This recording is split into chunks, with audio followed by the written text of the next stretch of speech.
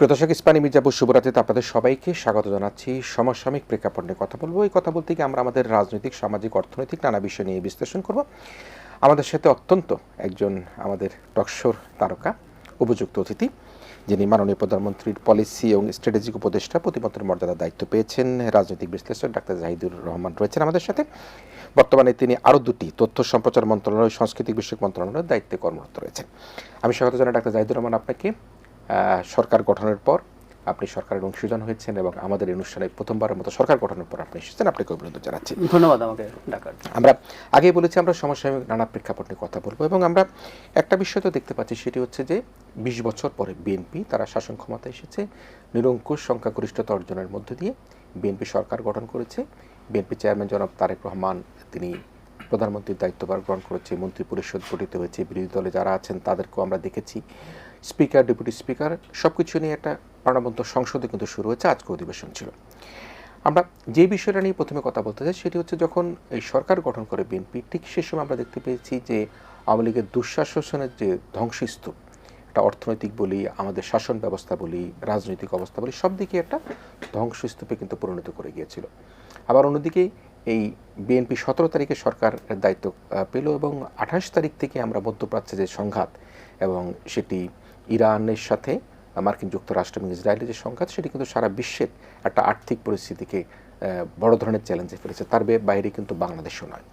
সে অবস্থায় বিএনপির সরকারের দায়িত্ব গ্রহণ করা 20 বছর পর আওয়ামী লীগের ধ্বংসস্তূপ, মধ্যপ্রাচ্য পরিস্থিতির কারণে রাজনৈতিক অবস্থা, সব কিছু মিলিয়ে আপনি সরকারের বর্তমানে 30 দিনের বেশি অতিবাহিত হয়েছে, আপনি সরকারের কার্যক্রম নিয়ে আপনার বিশ্লেষণ কি? ধন্যবাদ। আপনি খুব চমৎকার একটা ইন্ট্রোডাকশন দিয়েছেন এবং আমাদের যে চ্যালেঞ্জ ফেস করছি আমরা, একটা আমাদের নোন চ্যালেঞ্জ, যেটা আওয়ামী লীগ যা করে গেছে সেটার চ্যালেঞ্জ। এবং আমি অন্তর্বর্তী সরকারের সময়কারও একটা ব্যাপার একটু উল্লেখ করতে চাই, সেটা হচ্ছে একটা সরকার যেটা খুব দীর্ঘ সময় থাকে না। অন্তর্বর্তী সরকার তো অনেক দীর্ঘ সময় থাকবেন, এটা সবাই জানে। সেই রকম সরকারের সময় আবার অর্থনৈতিক কর্মকাণ্ড খুব ভালো মতো চলে না। আমাদের ওই সময়টাতে জিডিপি গ্রোথ 3-এর আশপাশে বা 3-এর কম ছিল। সুতরাং আওয়ামী লীগের দুর্নীতি, দুঃশাসনের কারণে অর্থনীতি ধ্বংস হওয়া ছিল, অর্থনীতি ছাড়া অন্যান্য প্রতিষ্ঠান ধ্বংসপ্রাপ্ত হওয়া ছিল। আর অন্তর্বর্তীকালীন সরকার, এটা তাদের ব্যর্থতা শতভাগ বলবো না, তাদের কিছু ব্যর্থতার জায়গাও আছে। দেশে যখন আইন শৃঙ্খলা ভালো থাকে না, দেশে যখন কথায় কথায় মব তৈরি হয়, রাস্তা বন্ধ করে ফেলা হয়, তখন এমনিতেই অর্থনীতির সমস্যা হতে পারে। প্লাস ওই যে বললাম, একটা স্বল্প মেয়াদী সরকারের ক্ষেত্রে হতে পারে। তো সব সংকট আমাদের জানা ছিল এবং এটার জন্য প্রস্তুতিও ছিল। সেটা কিভাবে কাটাবো, কিভাবে এটা থেকে উতরে যাওয়ার চেষ্টা করব, সেই পরিকল্পনাগুলো নিয়েই আসলে আসা হয়েছে। এবং অবশ্যই আমরা জনগণের কাছে এটা বলেছি, আমাদের প্রধানমন্ত্রী এই তথ্য নিজের মুখে বলেছেন, খুব রাতারাতি অনেক কিছু করে ফেলা যাবে না। মানুষের তো প্রত্যাশার বিরাট পাহাড় সম প্রত্যাশা আমাদের উপরে তৈরি হয়েছে, মানুষ এত বড় ম্যান্ডেট দিয়েছে এই সরকারকে। তো সুতরাং এই ব্যাপারটা তিনি আগেই জানিয়েছেন, কিন্তু সেটা নিয়েও আমাদের এই পরিকল্পনা, যেহেতু আপনার একটা নোন বিষয় নিয়ে পরিকল্পনা সেট করা, এরপর এখন মধ্যপ্রাচ্যে খুব অল্প সময়ের মধ্যে 10 দিনের মধ্যে যে সংকট তৈরি হয়েছে, এটা আসলে একটা মেজর সংকট। এবং এটা অপ্রত্যাশিত সংকটটা প্রিভিয়াস সংকটের সাথে এসে যখন যোগ হলো, তখন আসলেই তো খুব বড় চ্যালেঞ্জ আমাদের জন্য তৈরি হয়েছে। তার চেয়ে বড় কথাটা হচ্ছে, আমরা তো আসলে জানি না এই চ্যালেঞ্জটা কত দূর যাবে, কত দিন ধরে থাকবে। এমনকি এই চ্যালেঞ্জটা থেকে যাবে যদি এই মুহূর্তেও যুদ্ধ বন্ধ হয়। মানে আমাদের ঝুঁকিটা খেয়াল করি, এটা সারা পৃথিবীরই ঝুঁকি, কিন্তু আমরা তো আর সব দেশের মতো একে কমফোর্টেবল অবস্থায় ছিলাম না। আমরা জ্বালানি, আমাদের মানে দেশের মধ্যে তো জ্বালানি তেলের কোনো সেরকম সিগনিফিক্যান্ট খনি নেই, সেটা আমরা ইম্পোর্টই করতাম। কিন্তু আমাদের তো গ্যাস ছিল, আমরা তো পারতাম শেখ হাসিনার সময়ে বা পরবর্তী সময়ে এই জিনিসটা কন্টিনিউ করে আমাদের গ্যাসের একটা ভালো মানে বিশেষ করে স্থলভাগের গ্যাস আমরা অনুসন্ধান করতে পারতাম। হিসাবে আছে আমাদের স্থলভাগে অন্তত কনজারভেটিভ হিসাবেও 35 TCF এর মতো গ্যাস মজুদ থাকার কথা। এটা ভালো ভালো সার্ভেতে দেখা গেছে। আমরা বছরে গড়ে 1 TCF গ্যাস ব্যবহার করি, ট্রিলিয়ন কিউবিক ফিট। তো কিছুই হয়নি। সো সম্পূর্ণ ডিপেন্ডেন্ট আমরা একটা রাষ্ট্র। এখন যে পরিমাণ এনার্জি ইনফ্রাস্ট্রাকচার ধ্বংস হয়েছে মিডল ইস্টে, কাতারের LNG উৎপাদনের যে সংকট তৈরি হয়েছে, আজকেও যদি যুদ্ধ বন্ধ হয়ে যায়, এটা কিন্তু দীর্ঘমেয়াদী প্রভাব থেকে যাবে। সুতরাং এই প্রেক্ষাপটে আমাদের জন্য আসলে এটা একটা বড় চ্যালেঞ্জ। এ তো হলো জ্বালানির কথা। যুদ্ধ যদি কন্টিনিউ করতে থাকে, আমাদের মধ্যপ্রাচ্যের যে শ্রমিকরা আছেন তারা অনেকে কাজ হারাতে পারেন। আর এই যুদ্ধের পর যদি মধ্যপ্রাচ্যের যদি অর্থনীতি শ্রিঙ্ক করে, সেটাও আমাদের এটার উপর ইম্প্যাক্ট করবে। আর গ্লোবালি তেলের দাম যদি বাড়তে থাকে, অর্থনীতি মানে অনিবার্যভাবে ডিজাস্টারের মুখে পড়বে। তাতে ইউরোপ আমেরিকা আমাদের যে রপ্তানি, সো টোটালি সংকটটা আসলে আছে বড়ভাবেই। মানে সোফার আমাদের টাস্কফোর্সগুলো আছে প্রধানমন্ত্রীর নেতৃত্বে, তারা সবাই বসছেন। আমরা চেষ্টা করব এটাকে যতটা মিনিমাইজ করা যায়। খেয়াল করবো আমরা এই সমস্যাটা কিন্তু এলিমিনেট করতে পারবো না, এবং এটা আরও কিছুদিন চলবে। আমাদের জনগণের এই মানসিকতা রাখতে হবে। সরকার তার সর্বোচ্চ চেষ্টা করছে, এবং নিজেরা যদি আমরা নিজেদেরকেও সাহায্য করি, আমরা যদি অপচয় কমাই, আমরা যদি প্যানিক বাইং না করি, এই যে পেট্রোল পাম্প বা বিভিন্ন জায়গায় যে এত বড় সারি তৈরি হচ্ছে, আমরা যদি মজুদ না করি, তাহলে হয়তো আমরা একটু সংকটটাকে বেটার ফেস করতে পারবো। আপনি কিছুদিন আগে আপনার একটা বক্তব্য বলেছিলেন যে বিশ্ববাজারে তেলের দাম বাড়লো, সরকার কিন্তু তেলের দাম বাড়ানোর কোনো পরিকল্পনা সরকারের এই মুহূর্তে নেই। কিন্তু আমাদের যে আর্থিক যে অবস্থা, আমাদের যে রিজার্ভের, যদিও রিজার্ভটা এখনও আগের মতোই আছে, আমাদের প্রবাসী আয়টাও হয়তো বা ঈদের কারণের জন্য মধ্যপ্রাচ্য থেকে আমরা দেখেছি সেই অর্থে গত বছরের তুলনায় সেই অর্থে কমেনি, কিন্তু আমরা $5 বিলিয়ন মতো আমাদেরকে আরও অতিরিক্ত ব্যয় করতে হতে পারে যদি মধ্যপ্রাচ্যের এই পরিস্থিতি হয়, এবং সেটার জন্য কিন্তু আমাদের প্রস্তুতি সরকার অলরেডি গ্রহণ করার চেষ্টা করছে। IMF সহ অন্যান্য সংস্থাগুলোর সাথে কথা বলছে। তো এই তেলের দাম বৃদ্ধি না করে জনগণকে সুরক্ষা দিতে গিয়ে সরকার কী ধরনের চাপে পড়তে পারে, এবং সেই চাপ মোকাবেলা করতে গিয়ে আবার যদি তেলের দাম বৃদ্ধি করে, জনগণের মধ্যে যে একটা পপুলার সরকার যেটি ক্ষমতায় এসেছে, তারা আবার তাদের পপুলারিটি নিয়ে কী ধরনের প্রশ্নবিদ্ধ হতে পারে? খুবই জরুরি প্রশ্ন। মানে ডাবল এজড সোর্ড বলি আমরা না, এটা দুদিকেই কাটে। আপনি শুরুতে যেটা বললেন, ভর্তুকির অলরেডি বিরাট একটা অঙ্ক জমে গেছে। খুব সারপ্রাইজিংলি অন্তর্বর্তী সরকারও একটা দীর্ঘ সময় ভর্তুকির কোনো পেমেন্ট করেনি, তাতে এই অঙ্কটা এখন 45,000 কোটি টাকার মতো অলরেডি ভর্তুকির অঙ্ক আছে। এখন জ্বালানি তেলের দাম যদি বৃদ্ধি না করা হয়, একটা কথা একটু ক্লিয়ার হয়ে রাখা দরকার, সেটা হচ্ছে আমাদের ডলারের কেনার ক্ষেত্রে ডলারের যে চাপ, আমি দাম বাড়ালেও তো সেটা হবে না, কারণ আমি তার বৈদেশিক মুদ্রায় পাবো না। সুতরাং ডলারের উপরে যে চাপ তৈরি হবে, সেটা আমাকে ডলার আর্ন করার মাধ্যমেই সেটা সমাধান করতে হবে। সেটার জন্য আমি লোন নেওয়ার চেষ্টা করি, বা অন্যান্য সোর্স থেকে সেটাকে আমি আমার ইনসেন্টিভ দিয়ে রেমিটেন্স আরও বাড়ানো বা এক্সপোর্টকে বাড়ানোর চেষ্টা যেভাবেই করি না কেন। সো এটা একদিক। কিন্তু দেশের অভ্যন্তরীণ যে আমি ভর্তুকি দিচ্ছি, সেটা জমতে জমতে দিনের শেষে ভর্তুকির পেছনে যত টাকা যাবে, ততই সরকার তার অন্যান্য কল্যাণমূলক যত কাজ আছে, উন্নয়নের কাজ আছে, সেটায় খরচ করতে কম পারবে। বেসিক আমার বাজেট যেটা করব, সেই বাজেটের মধ্যে এক্সট্রা যদি আমি 20,000 কোটি টাকা ভর্তুকি দিই, 10,000 কোটিও দিই, 10,000 কোটি একটা বিরাট অঙ্ক। এই 10,000 কোটি টাকা দিয়ে জনগণের কল্যাণে অনেক কিছু করা সম্ভব। সো সেটা করা যাবে না এই ভর্তুকির কারণে। সুতরাং আমি যদি টাকাটা জনগণের কাছ থেকে নিয়ে নেই, ভর্তুকিটা দিতে হলো না, এটা অ্যাপারেন্টলি। উল্টো দিকে যুক্তি হচ্ছে, যখন বিদ্যুৎ জ্বালানির দাম যদি বাড়িয়ে দেওয়া হয়, ইনস্ট্যান্টলি যেটা হবে, আমরা আগেও দেখেছি, জ্বালানির মূল্য বৃদ্ধিজনিত কারণে যতটুকু জিনিসপত্রের দাম বাড়ার কথা, এই দেশে দাম বেড়ে যাওয়ার প্রবণতা তার চাইতে বেশি হয়। ফলে একটা মূল্যস্ফীতি চাপ তৈরি হবে জনগণের উপরে, এবং যেটা যতটুকু হওয়ার কথা তার চেয়ে বেশি হয়ে যাবে। জ্বালানির দাম যদি আমরা এই মুহূর্তেই বাড়িয়ে দেই, সেটার ক্ষেত্রে একটা বড় ইম্প্যাক্ট পড়বে। সামনে কিন্তু সেচ মৌসুম আছে। সেচ মৌসুমে যদি জ্বালানির দাম বেড়ে যায়, তাহলে দেখা যাবে সেচের খরচ বাড়বে, উৎপাদনের খরচ বাড়বে, এবং এটা আমাদের ফুড সিকিউরিটির উপর প্রভাব ফেলবে। এখানে আমি একটা কথা একটু যোগ করে রাখি। আমরা হরমুজ স্ট্রেইটে যে ঘটনা ঘটছে, তাতে জ্বালানি নিয়ে আলোচনা অনেক বেশি করছি। আমরা অনেকে জানি যে এখানে 20-25% ক্রুড অয়েল, এখানে এই স্ট্রেইট দিয়েই 20-25% LNG ট্রান্সপোর্টেড হয় গ্লোবাল। কিন্তু প্রায় 20% সারও কিন্তু এখান দিয়ে পরিবাহিত হয়, এবং আমরা যথেষ্ট পরিমাণ সারও পাবো কিনা, ইউরিয়া যেটা সেই সংকট যদি সামনে থাকে, তাহলে খেয়াল করুন, আমি সেচ ঠিক মতো যদি দেয়া না যায়, সারের যদি খানিকটা চাপ তৈরি হয়, তাহলে তো আমাদের ফুড সিকিউরিটি সব প্রশ্নের মুখে পড়ে যাবে।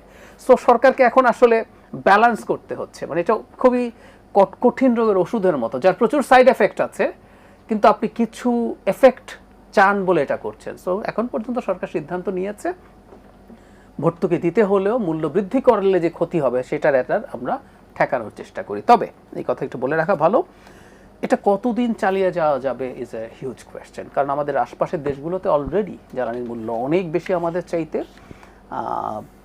পার্শ্ববর্তী দেশে বিভিন্ন পাচার হয়ে যাওয়ার, যদিও জ্বালানি খুব বড় স্কেলে পাচার হওয়া সোজা না, কিন্তু সম্ভাবনা থাকে বা ঝুঁকি থাকে। সো আমরা এটা যদি সংকটটা লম্বা সময় ধরে চলতে থাকে, হয়তো আমি এটা একদম আমার ব্যক্তিগত অপিনিয়ন, আমার আন্ডারস্ট্যান্ডিং থেকে বলছি সরকারকে সেই পথেও কিছুটা যেতে হতে পারে। তবে আমি এটুকু বলবো, যেহেতু এখন পর্যন্ত আমরা এই সরকার মূল্য ওইভাবে মানে মূল্য বাড়াইনি, বৃদ্ধি করলেও সেটা এমন কিছু হবে না যেটা জনগণের উপর অনেক চাপ তৈরি করবে। মানে একটা প্রসঙ্গে খুব প্রাসঙ্গিকভাবে আপনি বললেন, সেটি হচ্ছে যে আমাদের সেচ মৌসুম, আমাদের সামনে বড় মৌসুম, সেখানে সেচের জন্য আমাদের বিদ্যুৎ প্রচুর পরিমাণে দরকার হবে। আমরা কিন্তু আমাদের যে ইউরিয়া যেটা, সেটা সরবরাহের একটা বড় অংশ কিন্তু আমরা বিদেশ থেকে আমদানি করতে হয়। আমাদের বাংলাদেশে যে ইউরিয়ার কারখানার কিন্তু কিছু কিছু কারখানা বেশ বন্ধ রয়েছে, জ্বালানির অভাবেই কিন্তু বন্ধ রয়েছে। সে অবস্থায় যদি হরমুজ প্রণালী বা এগুলো যদি বন্ধ থাকে, তাহলে তো আমরা সেখান দিক দিয়ে তো আমরা ইউরিয়াও আনতে পারছি না। তো এই বাস্তবতার মধ্যে আমরা, যেমন আমার হাতে টাকা আছে, অর্থ আছে, কিন্তু বাজারে কোনো জিনিসপত্র নেই, সে সম্ভাবনা আছে। তো আমার হাতে ডলারও যদি আমি একদম তাই বিভিন্ন জায়গা থেকে আমি সংগ্রহ করি, নিলাম, বা সেখানে তো না পারারও একটা সংখ্যা থেকে যাচ্ছে। তো এই অবস্থায় একটা বড় প্রশ্ন, সেটি হচ্ছে জনপ্রিয় সরকারকেও কিন্তু অনেক সময় অনেক অজনপ্রিয় সিদ্ধান্ত নিতে হয়। এবং বর্তমান সরকার যে ম্যান্ডেট নিয়ে ক্ষমতা এসেছে, জনগণের যে বিশাল পরিমাণ, পর্বত পরিমাণ যে আশাকাঙ্ক্ষা বাস্তবায়ন করবে সরকার, সেটির ক্ষমতা এসেছে। সে অবস্থায় বিদ্যুৎ জ্বালানির দাম বৃদ্ধি বা আমাদের ইউরিয়া বা সারে যে সাবসিডি, সে জায়গাটা সাবসিডি রাখা সম্ভব হবে কিনা, এই জনপ্রিয় সরকার কি এ ধরনের কোনো সিদ্ধান্ত নিতে গিয়ে কোনো অজনপ্রিয় হয়ে যাওয়ার কোনো শঙ্কা আছে কিনা? নির্ভর করবে জনগণের সাথে সরকার কিভাবে কমিউনিকেট করছে। আমরা যদি জনগণকে বোঝাতে পারি, ইনফ্যাক্ট এটা সরকারেরই দায়িত্ব জনগণকে বোঝাতে পারা যে এটা একটা বৈশ্বিক সংকট, এবং সেই সংকটে জনগণকে যতটা চাপে ফেলার পরিস্থিতি হতে পারত এই সরকার, আমি কিন্তু এটা আপনাকে মোটামুটি নিশ্চিতভাবে বলতে পারি যে এই সরকার যদি সেই রকম পথে ভবিষ্যতে যায়ও, যদি দীর্ঘমেয়াদী সংকট চলতেই থাকে, তাহলেও এই যে অ্যাডজাস্টমেন্টের কথা বলছি সেটা এমন হবে না যেটা অনেক বেশি চাপ তৈরি করবে। সুতরাং এটা নির্ভর করবে সরকার যদি জনগণকে ঠিকমতো কনভিন্স করতে পারে, এবং আমি বিশ্বাস করি, আমি মনে করি এই সরকার সেটা পারবে। কারণ সে এই ক্ষেত্রে, আমি যে দুটো মন্ত্রণালয়ের সাথে সংযুক্ত হয়েছি, এর মধ্যে একটা মন্ত্রণালয়তে এই যোগাযোগগুলোর ক্ষেত্রেই কাজ করার কথা, তথ্য এবং সম্প্রচার মন্ত্রণালয়ের কথা বলছি। সো সেটা যদি করা যায়, জনগণ এটা মেনে নেবেন। কারণ এখনকার মানুষ কিন্তু খুবই কানেক্টেড। আপনি গ্রামে গেলেও দেখবেন ইরান আমেরিকা যুদ্ধ, ইসরায়েল যুদ্ধ নিয়ে মানুষজন কথাবার্তা বলছে, এবং তারা স্ট্রেইট অফ হরমুজ চেনে। স্ট্রেইট অফ হরমুজ কেন ইম্পর্টেন্ট, এদিকে আবার হুতিরা যখন অ্যাটাক করার কথা বলছে, তখন আরেকটা স্ট্রেইট বাবা আল মানদেবের কথা আসছে, আগেও একবার এটা বন্ধ হয়েছিল। সো মানুষ কিন্তু গ্রস তথ্যগুলো জানে। এখন সরকারের কাজ হচ্ছে সেগুলোকে সুন্দর মতো স্ট্রাকচার করে মানুষের কাছে নেওয়া এবং মানুষের কাছে অ্যাপিল করা। এদেশের মানুষকে আমি মনে করি তারা বোঝেন, তারা বুঝতে পারেন। তারা যদি দেখেন কোনো ন্যায্য কিছু হচ্ছে, একটা ন্যায্য সংকট এসে হাজির হয়েছে, সবাই মিলে এই সংকটটার চাপ তার জায়গা থেকে যতটা সম্ভব তারা সহ্য করবেন, সেটা তারা মেনে নেবেন বলে আমি বিশ্বাস করি। মানে করোনার অভিজ্ঞতার কথা নিশ্চয়ই আমাদের মনে আছে। সেই সময় তো আমরা খুব সংযতভাবে আমরা জনগণই সহযোগিতা করেছে, সরকারও পাশে দাঁড়িয়েছিল। আমি একটা প্রসঙ্গে আসি, আপনি এই সরকারের সবচেয়ে বড় যে গুরুত্বপূর্ণ বিষয়টি, সেটি সামাজিক সুরক্ষা খাত। এবং সরকার কিন্তু তাদের নির্বাচনী ইশতেহারে সামাজিক সুরক্ষা খাতের অনেকগুলি বিষয় তারা উল্লেখ করেছেন, এবং তার যে উদাহরণ হিসেবে আমরা কিন্তু দেখেছি যে ভোটের কালির দাগ সেটি শুকিয়ে যাবার আগেই কিন্তু আমরা দেখেছি মাননীয় প্রধানমন্ত্রী ফ্যামিলি কার্ড, তিনি কৃষক কার্ডের কথাতে আমরা শুনতে পাচ্ছি। অন্যদিকে সবচেয়ে বেশি আমার কাছে খুব আমার মনের মধ্যে আমি বিষয়টাকে গ্রহণ করেছি, আমরা এই গত রোজার ঈদের আগে আমরা দেখেছি যে পরিচ্ছন্নতা কর্মীদেরকে 5,000 টাকা করে তাদের দেওয়া হয়েছে। কেউ কিন্তু তাদের কোনো খোঁজ খবর কখনো আমরা সেভাবে রাখতে দেখিনি। ইমাম মুয়াজ্জিনদেরকে দেওয়া হয়েছে, পুরোহিতদের দেওয়া হয়েছে। এই যে সামাজিক সুরক্ষা খাত আমাদের বৈষম্য দূর করবার যে বড় একটা অঙ্গীকার, স্বাধীনতার অঙ্গীকার বলি, মুক্তিযুদ্ধের অঙ্গীকার বলি, বিশেষ করে বর্তমান যে সরকার বিএনপি সরকারের কিন্তু বড় একটা অঙ্গীকার যে বৈষম্যহীন সমাজ গঠন করবার ক্ষেত্রে। এখন এই বিশ্ব পরিস্থিতিতে সামাজিক সুরক্ষা খাতের মধ্যে কোনো রকম কোনো প্রভাব ফেলবে কিনা যদি আমরা এভাবে এই তেলের দাম বাড়তে থাকে, জ্বালের দাম বাড়তে থাকে, আমদানি রপ্তানি ব্যাহত হয়, সামাজিক সুরক্ষা খাতকে আসলে সরকার তাদের কমিটমেন্ট অনুযায়ী আগাতে পারবে কিনা? খুবই গুরুত্বপূর্ণ প্রশ্ন। আমরা শুরুতেই যে কথাটা বলেছিলাম সেটা হচ্ছে, আমি একটু বাজেটের আলোচনায় আসি। আমরা বাজেটে কি করছি, বলা হয় যে ব্যক্তির বাজেট হচ্ছে আয়ের সাথে সমন্বয় করে ব্যয়। রাষ্ট্রের বাজেট উল্টো, ব্যয়ের সাথে সমন্বয় করে আয় করা হয়। আমরা কিন্তু আগে ব্যয় ঠিক করি, আমাদের আয় সব সময় কিন্তু কম থাকে। আমাদের রাজস্ব যে বাজেট হয়, মানে রাজস্ব সংগ্রহের যে টার্গেট থাকে, সেই টার্গেটও আমাদের ব্যয়ের তুলনায় বেশ খানিকটা কম। 7.5 লাখ কোটি টাকা হলে আমরা টার্গেট করি 5 লাখ বা 5.5 লাখ আমরা বিভিন্ন রকম কর এবং মানে শুল্ক থেকে নেব। বাকি টাকা কি করি আমরা, বিভিন্ন ফর্মে অনুদান হতে পারে, ঋণ হতে পারে, সেভাবে করি। তাহলে আমরা যদি ভর্তুকি প্রচুর দেই এবং আমরা যদি মনে করি আমাদের সবগুলো সব ঠিকঠাক রাখবো, তাহলে আমাদের লোন বেশি করতে হবে। ধরুন আমরা প্ল্যান করেছি আমাদের সামাজিক সুরক্ষার জন্য এগুলো থাকবে, উন্নয়ন বাজেটে এটা থাকবে, রাজস্ব বাজেট তো মোরলেস ফিক্সড, বেতন টেতন এগুলো ফিক্সড থাকে। বাকিগুলো যদি হয় তাহলে যদি আমরা মনে করি সব ঠিকঠাক রাখবো তাহলে আমাকে লোন করা বাড়াতে হবে। তো সরকার লোন করা বাড়াবে কিনা সরকারের সামনে এটা একটা প্রশ্ন। আর হতে পারে আমি লোন করা বাড়াবো না, তাহলে তার তো কোনো না কোনো খাতে কাটছাট করতে হবে। আমি মনে করি এই সরকার সামাজিক সুরক্ষার জায়গাগুলোতে কাটছাট করবে না।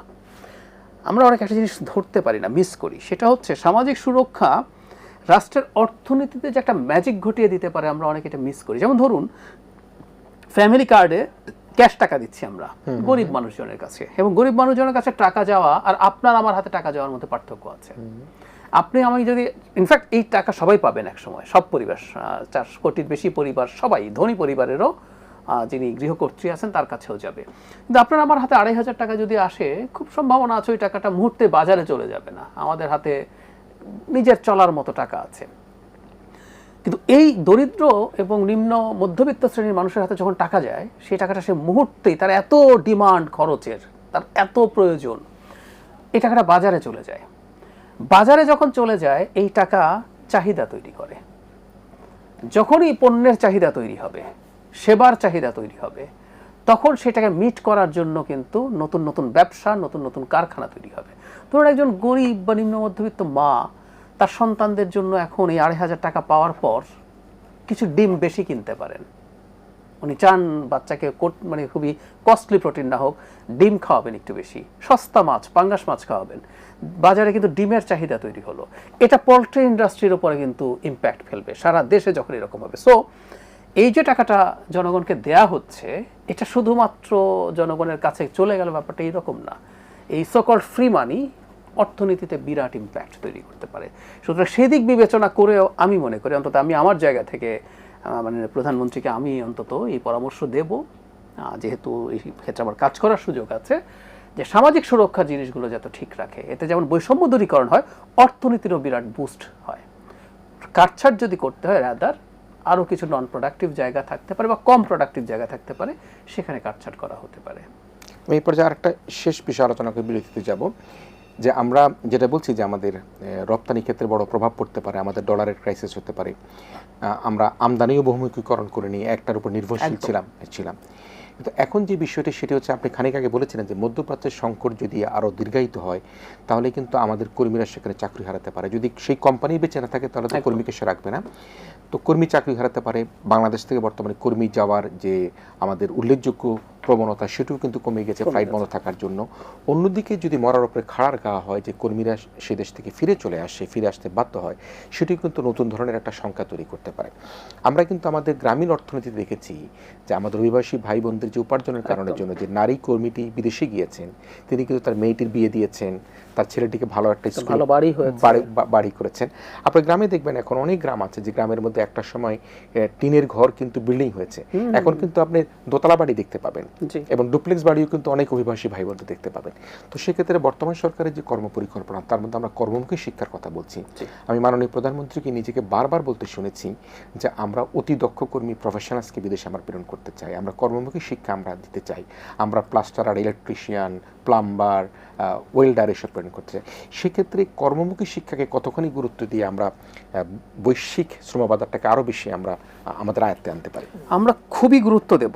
ইনফ্যাক্ট আমি এই সরকার তৈরি হওয়ারও আগে, যখন তিনি প্রধানমন্ত্রী ছিলেন না, তারেক রহমান ছিলেন, এখনও তারেক রহমানই আছেন, তখন বিএনপির ডিফ্যাক্টো প্রধান, ভাইস চেয়ারপারসন ছিলেন, অ্যাক্টিং চেয়ারপারসন ছিলেন, তখন ওনার সাথে আমার যখন কথা হয়েছে, আমার কিন্তু অনেক সময় ওনার সাথে আলাপ হয়েছে, উনি আমার কোনো ব্যাপারে আমার মতামত জানতে চেয়েছেন। আমি তখনও দেখেছি, আমরা সেক্টর ধরে ধরে আলাপ করেছি, আমি দেখেছি যে উনি এই জায়গায় যে দক্ষ জনশক্তি তৈরি করা, যেহেতু আমাদের দেশে মানুষই একটা বিরাট সম্পদের জায়গা, সেটা নিয়ে তার খুব সিরিয়াস চিন্তা ছিল, পরিকল্পনা ছিল। এবং অনেক আগে যখন শেখ হাসিনা ক্ষমতায়, মানে সবাই ভাবছিল শেখ হাসিনা 2041 পর্যন্ত ক্ষমতায় থেকে যাবে, হ্যাঁ, কিন্তু ওনাকে আমি দেখেছি সেই 22-23-এও উনি পরিকল্পনা করছেন। এটা একদম আমি নিজের সাক্ষী, যেহেতু আমার সাথে কথাবার্তা হয়েছে, সেক্টর ধরে, মিনিস্ট্রি ধরে ধরে কি করবেন বা করবেন না, এটা তার খুবই প্রায়োরিটি লিস্টে আছে। আপনি খেয়াল করবেন, কর্মসংস্থান সৃষ্টির কথা বলছেন দেশে এবং বিদেশে, এটা এই সরকারের একটা খুব গুরুত্বপূর্ণ রাজনৈতিক প্রতিশ্রুতি নির্বাচনের সময়। এই প্রসঙ্গে একটা কথা একটু বলে রাখি, আপনি যে নকশের কালির দাগ শোকানোর আগে প্রতিশ্রুতি রক্ষা করার কথা বলছেন, এটা তো আসলে বোঝাই যায় উনি কতটা সিরিয়াস। তো ওই জায়গাতে উনি অত্যন্ত সিরিয়াস। এবং আমি ওইটুকু জানিয়ে রাখি, ম্যানিফেস্টো কতটুকু ইমপ্লিমেন্টেড হয়েছে, প্রত্যেকটা একটা নির্দিষ্ট ডিউরেশন পিরিয়ড পর পর কতটা টার্গেট সেট করা হচ্ছে, 6 মাস, 1 বছর, 1.5 বছর, 2 বছর, এভাবে প্রতিটা ল্যান্ডমার্ক পরপর এটা অ্যাসেস করার জন্য কমিটি তৈরি হয়েছে, গুরুত্বপূর্ণ মানুষ দায়িত্বে এসছেন। সো এগুলো প্রত্যেকটা কিন্তু হিসেব করবে, সরকার নিজেই করবে। সেই বিবেচনাতেই বলছি এটা অত্যন্ত প্রায়োরিটি সেক্টর। আমি যদি স্কিলড ওয়ার্কফোর্স তৈরি করতে পারি, সেটা দেশের ভেতরে তো বটেই। আপনি যেটা বললেন, আমরা এই কথাটা বহুদিন থেকে শুনি যে আমরা কম দক্ষ শ্রমিক প্রেরণ করার কারণেই, কর্মী প্রেরণ করার কারণেই আমরা আসলে অনেক বেশি মানুষ পাঠিয়ে যে পরিমাণ উপার্জন করি, অনেক দেশ তার চেয়ে অনেক কম করে। সুতরাং আমাদের এই ডাইভার্সিফিকেশনগুলো তো লাগবেই, উপায় নেই। এই যে আমরা সংকট একটা জায়গায় দেখছি, তাতে সব বন্ধ হয়ে যাচ্ছে। এক্সপোর্টের ডাইভার্সিফিকেশন, আমরা ম্যান পাওয়ার যেটা যাচ্ছে এটাকে এক্সপোর্টের সাথে যদি তুলনা করি, সেটাও আমরা কিন্তু ডাইভার্সিফাই করা দরকার। বহু জায়গায় স্কিলড ওয়ার্কফোর্সের চাহিদা আছে। সো খুব সিরিয়াসলি এই সরকার এই চেষ্টাগুলো করবে, এবং সেগুলো করবে, চেষ্টা না, ইনফ্যাক্ট আমরা বিশ্বাস করি যেহেতু আন্তরিকতা আছে, সরকার সফল হবে এটা করতে। দর্শক, আমরা একটা বিরতি নিতে চাই। ইস্পানি মির্জা শুভরাত্রিতে আমরা কথা বলছিলাম সমসাময়িক প্রেক্ষাপট নিয়ে, দেশের অর্থনৈতিক রাজনৈতিক নানা প্রেক্ষাপটে কথা বলতে গিয়ে আমরা আমাদের স্কিল ম্যানফোর্স তৈরি এবং আমাদের স্থানীয়ভাবে এবং আন্তর্জাতিকভাবে আমাদের কর্মসংস্থান কীভাবে তৈরি করা যায় সেটা নিয়ে কিন্তু শেষ মুহূর্তে আলোচনায় আমরা যুক্ত ছিলাম। তবে আমরা একটা বিষয় যেটি মাননীয় উপদেষ্টা মহোদয় যেটি বললেন, মাননীয় প্রধানমন্ত্রী, তিনি যেটি বললেন যে আমাদের তেলের যে সংকট, যে চ্যালেঞ্জ, এটা বৈশ্বিক সংকট, এই সংকট মোকাবেলা করবার জন্য আমাদেরকে প্যানিক হবার কোনো কারণ নেই। আমরা সবাই মিলেই আমাদের এই সংকট মোকাবেলা করবার জন্য কাজ করব, এবং সরকার আশ্বস্ত করছে যতক্ষণ পর্যন্ত একেবারে দেয়ালে পিঠ থেকে না যাবে ততক্ষণ পর্যন্ত তেলের দাম, জ্বালানির দাম বা বিদ্যুতের দাম হয়তোবা তারা স্থিতিশীল রাখবার চেষ্টা করবেন। প্রিয় দর্শক, ইস্পানি মির্জা শুভরাত্রিতে আমরা একটা ছোট্ট বিরতি নিচ্ছি। বিরতির পরও আমাদের সম্মানিত অতিথি ডাক্তার জাহিদুর রহমান, রাজনীতি বিশ্লেষক, মাননীয় প্রধানমন্ত্রী পলিসি স্ট্র্যাটেজিক উপদেষ্টা, প্রতিমন্ত্রীর মর্যাদায় তিনি আমাদের সাথেই থাকবেন। আমরা একটা প্রথম বিরতি নিচ্ছি।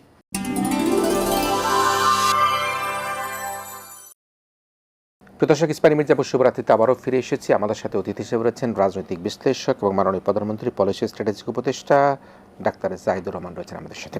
আমি একটা প্রশ্ন আসলে বিরতির আগে করবার ইচ্ছা থাকা সত্ত্বেও বিরতির সময় হওয়াতে আমি যেতে পারিনি। সেটি হচ্ছে যে আপনি একেবারে চমৎকারভাবে বিশ্লেষণ করেছেন যে আসলে আমাদের বর্তমান যে জ্বালানি খাতের যে বিষয়টি, সেই বিষয়টি কী অবস্থা রয়েছে, আমাদের কী করণীয়, জনগণকে আশ্বস্ত করেছেন। বিদ্যুৎ এবং আমাদের তেল এবং আমাদের সার, এগুলো সবগুলো আমাদের জন্য ভবিষ্যতে একটা সংকট তৈরি হতে পারে, সেটি বলেছেন। আসলে জ্বালানির মজুদ নিয়ে কিন্তু একটা মিশ্র প্রতিক্রিয়া আছে। আমি অতটা ভালো বুঝি না চলতি মজুদ, স্থায়ী মজুদ, আসলে জ্বালানির মজুদটা কতটুকু আছে। এবং আমরা দেখেছি যে মালয়েশিয়ার প্রধানমন্ত্রী গতকালকে আমরা দেখেছি, তিনি বলেছেন যে হরমুজ প্রণালী দিয়ে তাদের সাথে ইরানের একটা সমঝোতা হয়েছে, তাদের জাহাজগুলো আসার একটা সুযোগ তৈরি হতে পারে বলে তিনি বলেছেন। বাংলাদেশের পক্ষ থেকে এই ধরনের কূটনৈতিক তৎপরতা চলছে কিনা বা চলবে কিনা, অন্যদিকে আমাদের তেলের মজুদ কী আছে, এবং একই সাথে আমরা আমাদের যে তেল ব্যবস্থাপনার ক্ষেত্রে যে দুর্বলতার কথা আপনি বলেছেন, এই দুর্বলতা কাটিয়ে উঠতে আমাদের কী করা দরকার? হরমুজ প্রণালী দিয়ে যেসব জাহাজের পারমিশন দেওয়া হচ্ছে, এর মধ্যে বাংলাদেশের জাহাজও থাকতে পারে, এই ধরনের একটা বক্তব্য আমরা ইরানের দিক থেকে দেখেছি।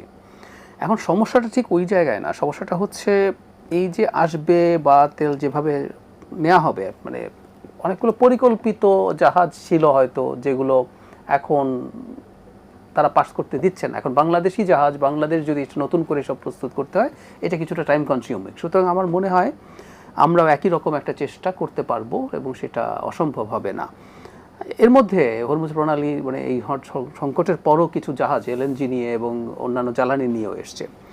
মজুদের প্রশ্নে যেটা আমি একটা কথা একটু বলে রাখা ভালো, সেটা হচ্ছে বাংলাদেশে এতদিন পর্যন্ত যে মজুদের, মানে এখন প্রত্যেকটা সংকটের পর তো নতুন নতুন বাস্তবতা তৈরি হয়।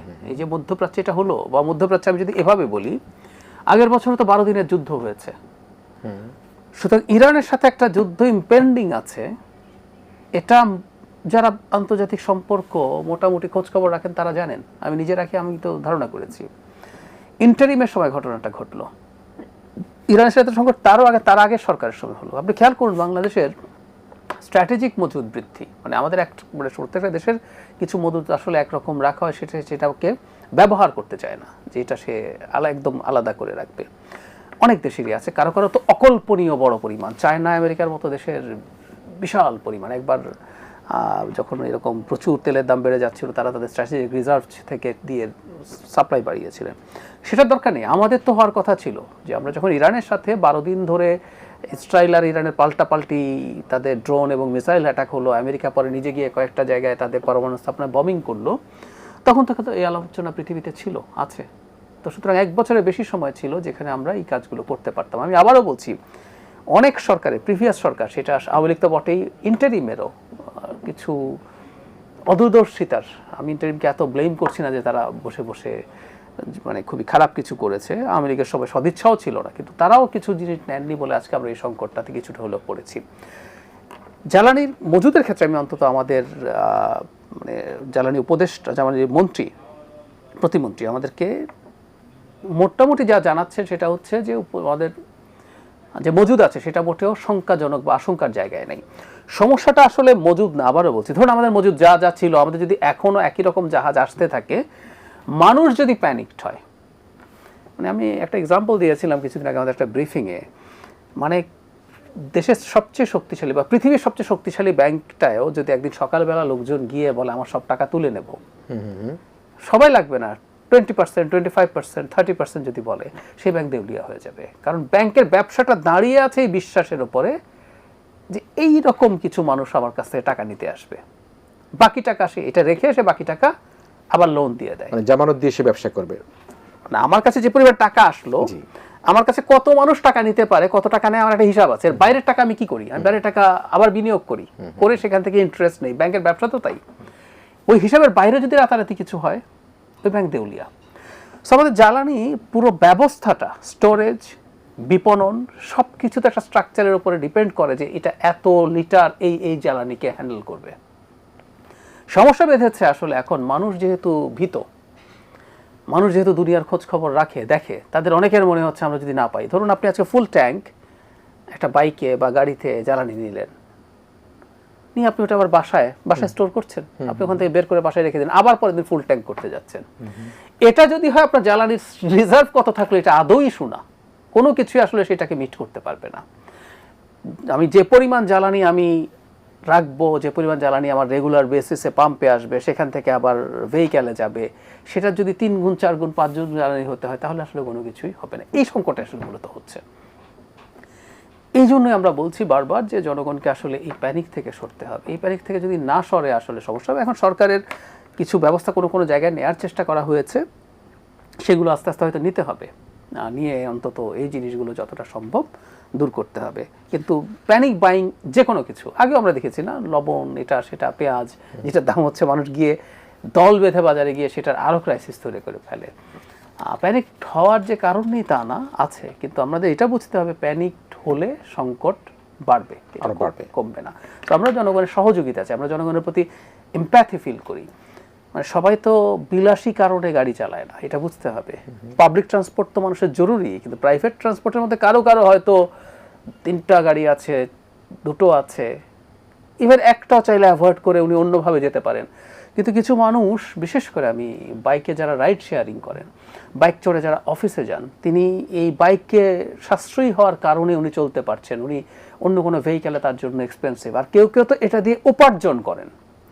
তো যে মানুষটা উপার্জন করেন তার প্যানিক হওয়াটাকে আমি লজিক্যাল বলছি না, কিন্তু তারপরও কথা যে সেই ব্যাপারটা সতর্ক থাকা। ইনফ্যাক্ট তাদের জন্য এই সরকার আলাদাভাবে যারা রাইড শেয়ারিং করছেন, যখন রেশনিং হচ্ছিল, তাদেরকে বেশি তেল দেওয়ার জন্য বলা হয়েছে। সো আমরা সবাইকে একটু সাহায্য করতে হবে, দ্যাটস ইম্পর্টেন্ট। যারা বাইক চালাচ্ছেন, যিনি বাইক চালিয়ে অফিসে যান, তিনি যদি একটু সমন্বয় করেন, তিনি যদি একটু কম ঘোরেন, তিনি চিন্তা করেন আমি যদি কম নেই, একজন রাইড শেয়ারিং করছেন যিনি, তিনি একটু বেশি তেল পেতে পারেন। মানে সংকটে তো আসলে এভাবেই আমাদের পরস্পরের দিকে তাকানো, সবাইকে ছাড় দিয়েই। যার 2টো প্রাইভেট কার আছে, তিনি যদি মনে করেন আচ্ছা আমি একটু কষ্ট করে একটা প্রাইভেট কারে চলি, তার 2টোর মধ্যে একটা সিসি বেশি আছে, একটা সিসি কম আছে, ঠিক আছে, বেশি সিসিটা থাকুক, আমি একটু কম সিসির গাড়িটা চালাই, এরকম কিছু কাজ করলে আমরা আসলে সংকটটাকে ভালোভাবে সামাল দিতে পারবো। আমার মনে আছে যে একবার পেঁয়াজের খুব ক্রাইসিসের সময় পেঁয়াজ মজুত করে রাখলো, কিন্তু পেঁয়াজ যখন অ্যাভেলেবেল হয়ে গেল, দেশীয় পেঁয়াজ চলে আসলো, তখন ওই বিশেষ করে চট্টগ্রামের ব্যবসায়ীরা সে চারা গজানো পেঁয়াজগুলোকে পানিতে ফেলে দিতে হয়েছিল। সুতরাং কেউ এই ধরনের পেনিক সৃষ্টি না করে সরকারকে সহযোগিতা করার বিষয়ে নিশ্চয়ই আমরা গুরুত্ব সহকারে সেটি ভাববার জন্য জনগণকে অনুরোধ করবো। আমরা একটু রাজনৈতিক প্রসঙ্গে আসি। আমরা আজকে দেখেছি যে ডেপুটি স্পিকার হিসেবে বিশিষ্ট আইনজ্ঞ ব্যারিস্টার কায়সার কামাল আজকে তিনি প্রথমবারের মতো সভাপতিত্ব করেছেন। তিনি মোটা দাগে 2-3টা কথা বলেছেন, আমি সেই কথাগুলো দিয়ে আপনাকে আলোচনা দিতে চাই। তিনি বলেছেন এই সংসদে কেউ এসেছে ফাঁসির মঞ্চ থেকে। আমি ব্যারিস্টার কায়সার কামাল যিনি ডেপুটি স্পিকার তার বক্তব্যকে তুলে ধরে বলছি, কে এসেছে গুম হওয়া থেকে, কেউ আবার কারাগারে দীর্ঘ জীবন কাটিয়ে মজলুম হয়ে সংসদে এসেছেন। এমন সংসদ বিশ্বের বুকে বিরল। তারপর আমাকে একটু খানিকটা অতীতে ফিরে যেতে হচ্ছে এবং আপনি ফাঁসির মঞ্চ থেকে, আমরা তো বেশ এখন তো সংসদ সদস্য হয়েছেন, আমরা বিএনপি থেকে বলি, জামায়াত থেকে বলি সংসদ সদস্য হয়েছেন, গুম হওয়া থেকে এসেছেন। আমরা যদি মাননীয় স্বরাষ্ট্রমন্ত্রী কথাই বলি, সেই গুম হওয়া থেকে তিনি এসেছেন।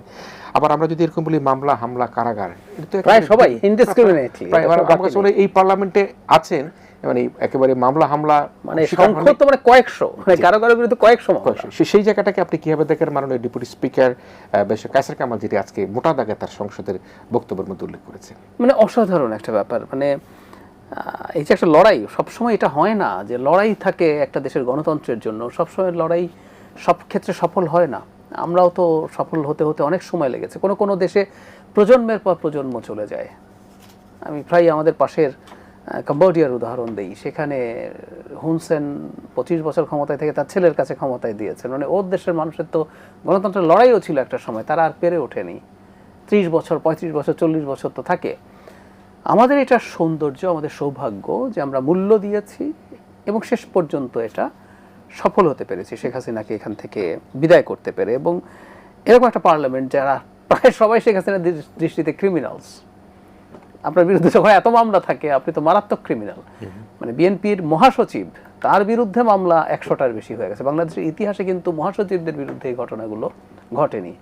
তার বিরুদ্ধে মামলা ট্রায়াল শুরু হয়ে গিয়েছিল।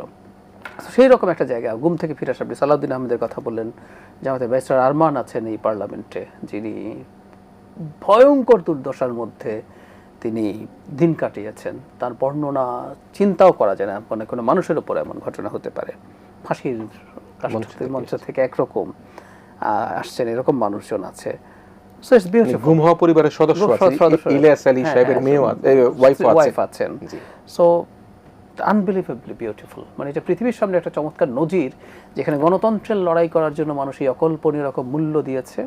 এবং সে মূল্য দেওয়া মানুষদের মূল্য তারা অনেকেই দিয়েছে, সবাই তার পার্লামেন্টে আসেননি, তাদের অনেকেই আবার এই পার্লামেন্টে এসছেন। এবং এতে আমরা অন্তত একটা জিনিস আশা করতে পারি যে এই পার্লামেন্ট, এই সরকার, এই বিরোধী দল সবাই মিলে এই ধরনের অপরাধের রিপিটেশন যাতে বাংলাদেশে আর না হয় সেই ব্যাপারে তারা কাজ করতে পারবে, কারণ প্রত্যেকে তারা ভুক্তভোগী। সুতরাং প্রত্যেকে অতীত অভিজ্ঞতাকে কাজে লাগিয়ে ভবিষ্যৎ রাজনীতি তারা সেই পথ চলাটাকে তারা চালাবে। মানুষের এই কষ্ট তাদের চাইতে কে বেশি বোঝেন। মানে জেলে যাওয়াও না, আমি বিএনপির মানুষজনের কাছে এরকম শুনেছি যার নামে 70-80-100 মামলা আছে, এটা কমই, 150-200 পার্লামেন্টে আসেন না, জনাব হাবিবুর নবী খান সোহেলের বিরুদ্ধে 450 মামলা। নিউ ইয়র্ক টাইমস একটা রিপোর্ট করেছিল বাংলাদেশে, সেখানে ওনার কথা উল্লেখ করেছে 50-60-70টা মামলা থাকলেই আপনার দিন শুরু হবে কোর্টে, আপনি জেলের থেকে মুক্তির পরও। কোনোটা সাক্ষী, কোনোটার হাজিরা, আপনি একটা চাকরি ঠিক মতো করতে পারবেন না, আপনি একটা ব্যবসা করতে পারবেন না, সপ্তাহে 4-5 দিন কোর্ট থেকে জীবন শুরু হয়। সেই অকল্পনীয় কষ্টের মধ্য দিয়ে তারা গেছেন, তাই তারা এই কষ্টগুলো বুঝবেন, ফিল করবেন। আশা করি এই কষ্ট ভবিষ্যতে যাতে আর কারণ না হয়। আমাদের রাজনীতি থাকবে, বিরোধিতা থাকবে, সংসদে তর্ক বিতর্ক থাকবে, মাঠে কর্মসূচি থাকবে, কিন্তু সেটা ডেমোক্রেটিক যে পরিসীমা আছে, পেরিমিটার আছে, সেটা ফলো করবে। আমি আরেকটা বিষয় একটু জানি, আপনি এখন যিনি এলজিআরডি মন্ত্রী মির্জা ফখরুল ইসলাম আলমগীরের কথা বলছেন, আমার মনে আছে প্রেস ক্লাব থেকে তাকে কীভাবে ধরে নেওয়া হলো, তিনি সারা রাত সেখানে বসেছেন। সুতরাং মামলা থেকে মুক্ত ছিল এমন মানুষের সংখ্যা এই সংসদে আছে একেবারেই খুবই, আমি জানি না হাতে কোনো কেউ 2-1 আছে কিনা। আমি ব্যারিস্টার কাছে আমার একটা ছোট্ট উক্তি এবং তার কথা দিয়ে আমি বিরতিতে যাব। তিনি আরেকটা কথা বলেছেন, এই সংসদ কারো ব্যক্তিগত সম্পদ নয়, এটি জনগণের সার্বভৌমত্বের কেন্দ্র, এই সংসদে নিরপেক্ষতা ইনসাফের প্রতিষ্ঠা করার অঙ্গীকার ব্যক্ত করেছেন। আমি এই প্রসঙ্গে বলতে চাই, বিগত শাসন আমলে যে সংসদটি ছিল, আমরা সেখানে নাটকের নাট্যশালা হিসেবে আমরা দেখেছি, স্তুতি দেখেছি, আমরা গান বাজনা দেখেছি, আমরা সেখানে ব্যক্তি বিশেষকে তুষ্ট করবার যে অবস্থা, সে অবস্থা গত পার্লামেন্টে, প্রতিটা সরকারের পার্লামেন্টে দেখেছি। তাহলে এই সংসদটাকে আসলে জবাবদিহি এবং গণমুখী করা সম্ভব হবে কিনা, নাকি না সে আগের মতোই সেখানে গান গেয়ে, সেখানে বাজনা বাজিয়ে, সেখানে স্তুতি করে ব্যক্তিগত আক্রমণ, খুবই আক্রমণ ছিল। আপনার নিশ্চয়ই মনে আছে যে শেখ হাসিনা মাননীয়া মরহুমা বেগম খালেদা জিয়াকে নিয়ে এবং তার মন্ত্রীর অনেকদেরকে নিয়ে নানা রকমভাবে কটূক্তি করত। এই সংসদটাকে আপনি কীভাবে দেখতে চান? আমি বিশ্বাস করি, আমি আজকেও পার্লামেন্টে দেখেছি কখনো কখনো হয়তো কিছু আবেগপূর্ণ বক্তব্য হয়েছে, কখনো কখনো ইলজিক্যাল বক্তব্য হয়েছে, কিন্তু আমি এই সাইন দেখতে পাচ্ছি এই সংসদ আসলেই সংসদ যা হওয়ার কথা সেরকম সংসদই হবে, যেখানে রাষ্ট্রের পলিসি, আইন প্রণয়ন সব কিছু নিয়ে ভালো মানের বিতর্ক হবে। আমরা খেয়াল করেছি যেহেতু গণভোট নিয়ে ডিবেট হচ্ছে, মঙ্গলবার দিন নির্ধারিত হয়েছে যেদিন আসলে এটা নিয়েও সংসদে ডিবেট চলবে। সো এটা আমি বিশ্বাস করি, কারণ হলো জামাতে ইসলামী, বিশেষ করে বিরোধী দলের কথা আমরা যদি বলি, এবং এনসিপিতেও স্বতন্ত্রতেও কিছু সদস্য আছেন যারা এই সংসদকে সত্যিকার অর্থে কার্যকর করে তুলতে পারেন। এবং সরকারের দিক থেকেও বিশেষ করে সংসদ নেতা আমাদের প্রধানমন্ত্রী, তিনি যে তার যে চিন্তা, তার যে পলিসি আমরা দেখি, স্তুতি করে অনেক স্তুতি উনি নেবেন। আমরা ভুলে যাব না, একবার উনি তখন লন্ডনে ছিলেন, সমাবেশ হচ্ছে, স্লোগান দিচ্ছেন, মাঝখানে তাকে জিন্দাবাদ দিচ্ছেন, এই জন্য থামিয়েছেন। উনি এগুলো শুনতে পছন্দ করেন না, এটা আগেই দেখিয়েছেন। সুতরাং কোনো কিছুর সাপ্লাই কেন থাকে যদি ডিমান্ড থাকে? স্তুতি হতো কারণ স্তুতির ডিমান্ড ছিল, স্তুতি পছন্দ করা হতো। স্তুতি যদি পছন্দ করা না হয়, স্তুতি কিছু প্রবণতা থাকবে কিন্তু এটা বেশি দিন টিকবে না, আমি বিশ্বাস করি। আর আরেকটা কথা মনে রাখতে হবে, কথায় কথায় রাস্তায় চলে যাওয়া, রাস্তা ব্লক করা, এগুলো মানুষ খুব বেশি পছন্দ করবে না। ইন্টারিমের সময় এটা খুব হয়েছে। মানুষরা দেখতে চায় একটা নির্বাচন হয়েছে, অত্যন্ত ফেয়ার এবং অ্যাকসেপ্টেবল নির্বাচন, খুবই অ্যাকসেপ্টেবল নির্বাচন। জনগণ তাদেরকেও যে সংখ্যায় পাঠিয়েছে, সংখ্যাটা ছোট না। জনগণ দেখতে চায় যে তারা ওখানেই তাদের রোল প্লে করে সরকারকে চাপে রাখে। খেয়াল করবেন, পার্লামেন্টে এখন সোশ্যাল মিডিয়া যুগ, পার্লামেন্টে বসে বসে সারাক্ষণ লাইভ দেখতে হয় না, সোশ্যাল মিডিয়াতে কিছু ক্লিপ, আজকে দুই একজন পার্লামেন্টারিয়ানের বিরোধী পক্ষের ক্লিপ মানে মিলিয়ন মিলিয়ন ভিউ হয়েছে। সুতরাং যে কথাটা বলতে চাইছি, জনগণ দেখতে চায় যে আপনারা বলুন, এটা বলার মাধ্যমে সরকারের উপর চাপ তৈরি হোক, সরকার জবাব দিক, অথবা সরকার এই চাপে অ্যাক্ট করুক। এটা খুব ইম্পর্টেন্ট। গণতান্ত্রিক ব্যবস্থায় কোনো সরকার যদি ঠিকঠাক মতো কিছু করতে নাও যায়, বিরোধীদের চাপ থাকে, বিরোধীদের চাপে যদি সরকার মনে করে যে তারা জনগণের মনের কথাটা বলছে, সরকার সেই কাজটা করবে। সো আমি বিশ্বাস করি, আমি আশা করি এটা একটা খুবই কার্যকর সংসদ হতে যাচ্ছে। জি, নিশ্চয়ই আমরা সেটাও আশা করতে চাই যে মাননীয় ডেপুটি স্পিকার যেটা বলেছেন যে ইনসাফ প্রতিষ্ঠার অঙ্গীকার তিনি ব্যক্ত করেছেন, এবং এই সংসদ স্তুতির সংসদ হবে না, এই সংসদ জবাবদিহিতার সংসদ হবে, ব্যক্তিগত আক্রমণের সংসদ হবে না। এই সংসদের মধ্যে দিয়ে অহেতুক ব্যক্তি বন্দনার সংসদ, সেই সংসদ নিশ্চয়ই আমরা প্রত্যাশা করি না। এবং আমরা আশা করি এই সংসদে সরকার, বিরোধী দল winners want to take all, সেটাও যাতে না হয়, সেটাও সরকারের কাছে আমরা নিশ্চয়ই দাবি জানাতে চাই, অনুরোধ করতে চাই। বিরোধী দলকে কথা বলবার সুযোগ করে দিতে হবে। এবং বিরোধী দলের পক্ষ থেকে একটা কথা তারা বলেছেন যে আমি এই বিষয়টাকে হয়তো আজকে আলোচনা আনবো না, তারা বলছে তারা সংসদও থাকবে, রাজপথও থাকবে, কিন্তু এদেশের মানুষ 5 বছরের জন্য এই সরকারকে ম্যান্ডেট দিয়েছে ক্ষমতা থাকবার জন্য। আপনাদের কনস্ট্রাকটিভ সমালোচনা থাকলে সংসদে নিশ্চয়ই করবেন, কিন্তু ওই রাজপথ আর গাড়ি ঘোড়া বন্ধ করে দেওয়া, সেগুলো হলে কিন্তু আবার একটা সংকট তৈরি হবে। নিশ্চয়ই প্রিয় দর্শক, আমরা একটা শেষ বিরতি নিচ্ছি। বিরতির পর আমাদের প্রিয় অতিথি, রাজনৈতিক বিশ্লেষক, মাননীয় প্রধানমন্ত্রী পলিসি স্ট্র্যাটেজি উপদেষ্টা ডাক্তার জাহিদুর রহমান আমাদের সাথে থাকবেন। আমরা একটা শেষ বিরতির পর আবার কিছুক্ষণের মধ্যে ফিরে আসছি।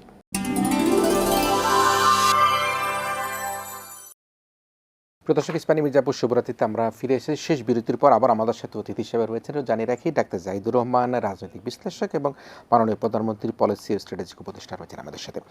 আমি ডাক্তার জাহিদ, আপনার কাছে আসি। আপনি যেহেতু তথ্য সম্প্রচার ও সাংস্কৃতিক মন্ত্রণালয়ের সাথেও এখন যুক্ত হয়েছেন, কাজ করছেন, যদিও পলিসিগত দিক থেকে আপনার নানা বিষয়ে কথা বলবেন, কিন্তু এই জায়গাটা যেহেতু আপনি যুক্ত হয়েছেন এবং আপনি একই সাথে গণমাধ্যমের সাথে কিন্তু দীর্ঘদিন থেকে আপনি কাজ করছেন। আমরা গণমাধ্যমের স্বাধীনতার কথা বলি, বাংলাদেশের ভয়ভীতিহীন যে সংবাদ, মুক্ত সাংবাদিকতার কথা বলে থাকি। আমি মাননীয় তথ্য সম্প্রচার মন্ত্রীর একটা কথা দিয়ে আমি আপনার কাছে প্রশ্ন যেতে চাই। তুরস্ক ইস্তাম্বুলে মাননীয় তথ্য ও সম্প্রচার মন্ত্রী তিনি একটা আন্তর্জাতিক সামিটে বলেছেন, বাংলাদেশের মতো একটা জনবহুল ও দ্রুত ডিজিটালাইজেশন দেশে ভুয়া ও বিভ্রান্তিমূলক তথ্য মোকাবেলার চ্যালেঞ্জ রয়েছে। পূর্ববর্তী ফ্যাসিবাদী শাসনামলে জনগণকে নিয়ন্ত্রণ করতে তথ্যকে কৌশলগতভাবে বিকৃত করে ব্যবহার করা হতো। গণমাধ্যমের স্বাধীনতা নিশ্চিত করা বা মত প্রকাশের বাধা সৃষ্টি করে এমন আইন পর্যালোচনা করার মাধ্যমে জবাবদিহিমূলক কাঠামো গড়ে তুলতে কাজ করছে সরকার। বিশেষ করে আমি মোটা দাগে যে জায়গাটা আনতে চাই, পূর্ববর্তী ফ্যাসিবাদী শাসন আমলে কিন্তু এটার একটা বড় ধরনের অপব্যবহার ছিল। মুক্ত স্বাধীনতা, মুক্ত গণমাধ্যম, জনাব জহিরুদ্দিন স্বপন তথ্য সম্প্রচার মন্ত্রণ বিদেশের সামিটে যে বক্তব্য, সেই জায়গাটাকে আপনি কীভাবে দেখছেন? স্বৈরাচারী সরকারের সময়টা তো ছিলই, মানে একটা স্বৈরাচারী সরকার টিকে থাকে তথ্যকে চাপের মধ্যে রাখার মাধ্যমে। মানে একটা দেশের গণতন্ত্র আর মত প্রকাশের স্বাধীনতা সমানুপাতিক। যে দেশে গণতন্ত্র যত ভালো সেখানে মত প্রকাশ তত ভালো হবে, সিম্পল। আবার উল্টো, একটা দেশ যখন স্বৈরাচারের মধ্যে ঢুকে পড়ে বা কোনো সরকার স্বৈরাচারী হয়ে উঠতে চায়, তার প্রথম কাজ হবে মত প্রকাশকে আটকে দেয়া। খুব স্বাভাবিকভাবে সে এটা চাইবে, কারণ তার যত ভুল আছে, তার যত সমস্যা আছে, সেগুলো যত প্রচারিত হতে থাকে, সে ভয় পেতে থাকে যে মানুষ ক্ষুব্ধ হয়ে উঠলো কিনা, সে ক্ষুব্ধ হয়ে উঠলে সে রাস্তায় নেমে যায় কিনা। ক্ষুব্ধ হয় তার সমস্যা এমনি নেই, সমস্যা হচ্ছে ওই রাস্তায় নেমে যায় কিনা। রাস্তায় নামার তার ভয় হচ্ছে কোনোদিন তার ক্ষমতাচ্যুত করে কিনা। যেমন এখনও বিরোধী দল রাস্তায় নামে আন্দোলন করতে পারে, কিন্তু সেটা নিয়ে সরকার ভীত হবে না, কারণ সরকার 5 বছরের ম্যান্ডেট পেয়েছে দায়িত্বে থাকার জন্য। ওই সরকারগুলো তো ম্যান্ডেট পায়নি, সুতরাং তার কাজই হচ্ছে এই কাজগুলো করা। আমাদের কাছে একটা ডেটা ছিল, তারা এতটাই ভীত ছিল তথ্য নিয়ে, ডিজিটাল সিকিউরিটি অ্যাক্টে মামলা হওয়াদের মধ্যে 60 জনের বেশি ছিল শিশু, 18 বছরের নিচে। আমাদের তো এখন আইন অনুযায়ী তারা শিশু, ক্লাস 7-এ পড়ছে এরকম কিশোরের বিরুদ্ধেও মামলা হয়েছে। মানে তাদের ভীতি এই পর্যায়ে ছিল। এটা একটা দিক। কিন্তু আমি আরেকটু যোগ করতে চাই অন্য জিনিস। আচ্ছা, শেখ হাসিনা তো চলে গেলেন 5 আগস্টের পর, আমাদের সমস্যার কি সমাধান হলো? এই যে নানান ফর্মে ফটোকার্ড বা নানান রকম কিছু বানিয়ে মারাত্মক লেভেলের ডিসইনফরমেশন, এটা কি বন্ধ হয়েছে? আমি মনে করি কখনো কখনো এটা আরও বেড়েছে এখন। আগে ছিল সরকারের চাপ মত প্রকাশের ওপরে, ডিজিটাল সিকিউরিটি অ্যাক্টের মতো সমালোচিত আইন দিয়ে আপনি মত প্রকাশ করতে দেবেন না। মানে অনেকের বিরুদ্ধে মামলা হয়েছে, নানান রকম শাস্তিমূলক কাজ হয়েছে। এমনকি আমাদের নিশ্চয় মনে আছে যারা মুস্তাক কারাগারে মারা গেছেন, এরকম ঘটনাও ঘটেছে। এটা একটা দিক। এখন যেটা হয়েছে সেটা হলো একেবারে ডিসইনফরমেশন, মিসইনফরমেশন তো বটেই, ডিসইনফরমেশনের একেবারে স্বর্ণযুগ। 5 তারিখের পরে আমরা খুব বড় স্কেলে দেখছি নানান ফর্মে। আপনি একটা ফটো কার্ড বানিয়ে কিছু একটা লিখে ছেড়ে দিলেন। আমি নিজে এই ধরনের পরিস্থিতির শিকার হয়েছি। আমি বলিনি এমন কথা, একটা কার্ড বানিয়ে ছেড়ে দেওয়া হলো, কোনো রকম কোনো ট্রেস নেই এটা কার। আরেকটা খারাপ কাজ করা হচ্ছে কখনো কখনো, ধরুন আপনার এটিএন বাংলার লোগো দিয়ে দিয়ে লিখে দিল, লোকজন মনে করলো এটা এটিএন বাংলার। আচ্ছা, মাঝে মাঝে এটিএন বাংলার মতো দেখতে, কিন্তু ওখানে এটিএন বাংলা লেখেনি, লিখেছে অন্য কিছু একটা। দূর থেকে যেহেতু লোগোটা মানুষের পছন্দ জানা, সে এটাকে এটিএন বাংলা মনে করছে। এরকম করে নানান রকম কিছু লেখা হয় যেগুলোকে মানুষ সত্য মনে করছে, এবং ইকোসিস্টেম থাকে এটাকে খুব দ্রুত স্প্রেড করে দেওয়ার জন্য। সমস্যা হচ্ছে এখন অনেক ফ্যাক্ট চেকিং প্রতিষ্ঠান তৈরি হয়েছে, তারা খুব সিগনিফিক্যান্ট অনেক কিছুর ফ্যাক্ট চেকিং করে তারা তাদের ওয়েবসাইট অথবা ফেসবুক পেজে দেয়। কিন্তু যেভাবে ওই মিথ্যা খবরটা ছড়িয়ে পড়েছিল, ফ্যাক্ট চেক করে এটাকে ডিবাঙ্ক করার যে তথ্য সেটা ছড়ায় না। সো মারাত্মক একটা গ্যাপ এখানে আছে। তথ্য মন্ত্রণালয়ের পক্ষ থেকে আমরা আসলে এরকম একটা সিস্টেম ডেভেলপ করার চেষ্টা করছি, এবং আমরা খুব দ্রুত এই কাজটা করব, যেটার মাধ্যমে এক হচ্ছে মিথ্যা কোনো ফটোকার্ড দেয়া যাবে না, এটা একটা অপরাধ, এই পারসেপশন তৈরি করতে হবে। কারো লোগোর অনুকরণে একটা কিছু বানিয়ে স্যাটায়ার লিখবেন, আপনার যদি স্যাটায়ার করার ক্ষমতা খুব ভালো থাকে আপনি একদম অন্যভাবে করেন। মিথ্যা ইলুশন তৈরি করে স্যাটায়ার করার কোনো প্রয়োজন নেই। দেখতে ওইটার মতো মনে হয় দূর থেকে, মানুষ এটা বিষয়ে, এগুলো প্রত্যেকটাকে বন্ধ করতে হবে। আর আরেকটা দায়িত্বশীলতা লাগবে, এটা ঠিক মিথ্যা না, এটা হলো যে বলে না, অর্ধসত্য অনেক সময় মিথ্যার চাইতে খারাপ।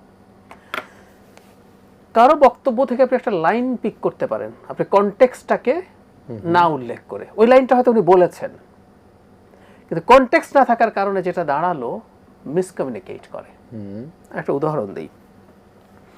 আমাদের সড়ক রেল নৌ পরিবহন মন্ত্রী জনাব রবিউল ইসলাম রবির একটা বক্তব্য দায়িত্বে আসার কিছুদিনের মধ্যেই খুব ভাইরাল হলো, যে সড়কে যে চাঁদা নেওয়া হচ্ছে এটা সমঝোতার মাধ্যমে হচ্ছে। আমরা কি ওই ওনার বক্তব্যটা ঠিক মতো শুনেছি? আমি দর্শকদেরকে বলবো এই বক্তব্যটা পাওয়া যায় ইউটিউবে শুনতে। উনি আসলে কি বলেছিলেন? উনি বলেছিলেন কতটা সমিতির নামে চাঁদা নেওয়া হয়, শ্রমিক কল্যাণ সমিতি, মালিক কল্যাণ সমিতি, যেগুলোর কাজ হচ্ছে, ধরুন শ্রমিক কল্যাণ সমিতি যে টাকা তুলবে, শ্রমিকের যখন প্রয়োজন হবে, সে অসুস্থ, সে অ্যাক্সিডেন্ট করলো, অথবা সে হঠাৎ করে মারা গেল, এই বলে টাকাটা তোলা হয়। সো এটা সমঝোতার ভিত্তিতে দেওয়া হচ্ছে, এটা ভুলো না। যেন রবি এরপর বলছেন যে প্রশ্ন হচ্ছে কেউ করছেন যে এই যে টাকাটা তোলা হলো এটা শ্রমিকের কল্যাণে ব্যবহৃত হচ্ছে কিনা সেটা আমরা খতিয়ে দেখব। তাহলে ওনার এই বক্তব্য পুরোটার মধ্যে এই যে সমঝোতার ভিত্তিতে, তারপর উনি স্বীকারও করছেন অভিযোগ আছে, কারণ আমরা এটা জানি শ্রমিক কল্যাণের নামে নেওয়া টাকা আদতে কতটুকু শ্রমিকের পেছনে ব্যয় হয় নাকি সেটা অন্যদের উপকারে লাগে সেই প্রশ্ন আছে। এটা জনাব রবি মন্ত্রী কিন্তু এটা তার বক্তব্যে এর পরের অংশগুলোতেই আছে। কিন্তু আমরা করলাম কি একটা বাক্য পিক করলাম, এই বাক্যটা উনি বলেছেন করে আমরা ছেড়ে দিলাম এবং শেষ পর্যন্ত মানুষের কাছে একটা মিসকমিউনিকেশন হলো। আমি প্রচুর মানুষকে চিনি যারা ফটো কার্ডের বেশি আর কিছুই দেখেন না, তারা যখন এই ফটো কার্ডের নিচে নিউজটা দিচ্ছেন নিউজের মধ্যে হয়তো ওনার পুরো বক্তব্যটাই আছে অথবা ভিডিওটার মধ্যেও আছে, কিন্তু আমরা তো ফটো কার্ড দিয়ে সিদ্ধান্ত নিয়ে নিচ্ছি। এটা ক্রাইম না, সেই কারণে এটার বিরুদ্ধে আইনগত ব্যবস্থা নেওয়া যাবে না, কিন্তু আমরা এই ক্ষেত্রে দায়িত্বশীলতা এক্সপেক্ট করি। কেন ক্রাইম নয়? মানে সমাজে অস্থিতিশীলতা তৈরি করা যদি হয়, আমি যেহেতু উনি মিথ্যা কথা, অন্তত মিথ্যা তথ্য দেন নাই, এই যে বাক্যটা একটা অংশ দিয়ে এটা বিভ্রান্তি ছড়াচ্ছেন। হ্যাঁ, এখন এটা হয়তো ওই রকম ক্রাইমে কেন বলছি, উনি ওটার মন্তব্যে এই নিউজটা আবার দিয়ে দিচ্ছেন শেষের দিকে এসে। না, শেষের দিকে না, ফটো কার্ড তো ফেসবুকে স্ট্যাটাস দিলেন, ফার্স্ট কমেন্টে উনি পুরো নিউজটা দিচ্ছেন, নিউজের মধ্যে বাকি জিনিসগুলো আছে। ফলে তিনি হয়তো ক্লেম করবেন যে আমি তো একটা গুরুত্বপূর্ণ অংশই পিক করবো হেডলাইন হিসাবে, মানে এটা ধরুন হেডলাইন, ফটো কার্ড মানে হেডলাইন, পত্রিকাতে একটা হেডলাইন থাকে, তো উনি এটা চুজ করেছে, এটা এডিটোরিয়াল চয়েস। হয়তো সেই অর্থে যে অন্যগুলো যেগুলো ডাহা মিথ্যে কথা সেইটার তুলনায় এটা কম মিথ্যা, অর্ধ সত্য, এবং ওই যে বলে অনেক সময় মিথ্যা চাইতে ভয়ঙ্কর। এই ক্ষেত্রে আমরা দায়িত্বশীলতা এক্সপেক্ট করি যে তারা এমন কিছু করবেন না যেটা আসলে কারো সম্পর্কে ভুল পারসেপশন দেয়। মানে সমালোচনা বা যত কিছুই করি না কেন, এই সরকারের তো সমালোচনা থাকবে, এই সরকার নিখুঁত সরকার না, পৃথিবীর কোনো সরকার নিখুঁত না, এই সরকার ভুল করবে, এই সরকার চায়ও তার গঠনমূলক সমালোচনা হোক, কিন্তু এমন কিছু হওয়া উচিত না যে এই সরকারকে আমরা কেউ এমন করছি যে আমরা গায়ের জোরে তাকে অপরাধী বানানোর চেষ্টা করছি, এটা না হওয়াই উচিত হবে। একটা গণতান্ত্রিক ব্যবস্থায় এই সরকার জনগণের ভোটে নির্বাচিত হয়েছে, 5 বছর পর যদি নির্বাচিত না হয় আর কেউ যদি হয় সেই সরকারকে এই দেশের জনগণ আবার সব জনগণ তার সরকার হিসাবেই মেনে নেবে। সো এইটা দায়িত্বশীলতাটা মিডিয়া সুতরাং কোনো রং মেসেজ দিয়ে সমাজে বিভ্রান্তি না ছড়ানোর জন্যই আমরা অনুরোধ করতে পারি। আমরা একটা শেষ প্রশ্নে আসতে চাই, খুবই সেন্সিটিভ প্রশ্ন। জি, আপনি নিশ্চয়ই জানেন যে অন্তর্বর্তীকালীন সরকারের পরবর্তী সময়ে মানে দায়িত্বে আসার পর আমরা দেখেছি যে অনেক সাংবাদিক কর্মস্থল থেকে তারা তাদের কর্মে থাকতে পারেননি, তারা চলে যেতে হয়েছে। এর মধ্যে ভালো মন্দ হয়তো বুঝ বিবেচনা সরকার রাষ্ট্র আইন সেটি দেখবে, কিন্তু অনেকের বিরুদ্ধেই মামলা করা হয়েছে, যে মামলার যাদের বিরুদ্ধে করা হচ্ছে তাদের কিন্তু বলছেন যে এই অভিযোগে তারা অভিযুক্ত নয়। তো সেই অবস্থার প্রেক্ষাপটে আমরা অন্তর্বর্তীকালীন সরকারের পক্ষ থেকে দেখেছি জনাব আসিফ নজরুল সাহেব শুধুমাত্র যে সাংবাদিকদের বিরুদ্ধে মামলা নয়, ব্যবসায়ী বলি সর্বক্ষেত্রে এই মামলাগুলোকে নিষ্পত্তি করার কথা বলেছে। আজকে আপনি যেহেতু তথ্য সম্প্রচার মন্ত্রণালয়ের সাথে আপনি যুক্ত হয়েছেন, এই যে সাংবাদিকদের বিরুদ্ধে যে মামলাগুলো, আমরা নিশ্চয়ই যদি কেউ কোনো অভিযুক্ত হয়ে থাকে সে বিষয়ে কোনো মন্তব্য নেই, সেই জায়গাটাকে নিষ্পত্তি করবার জন্য, এবং একই সাথে অনেকেই কর্মস্থলে যেতে পারছেন না, চাকরি করতে পারেননি, অপরাধী হলো তো সেটা আলাদা কথা, ওই জায়গাটাকে আপনি কীভাবে বিশ্লেষণ করবেন?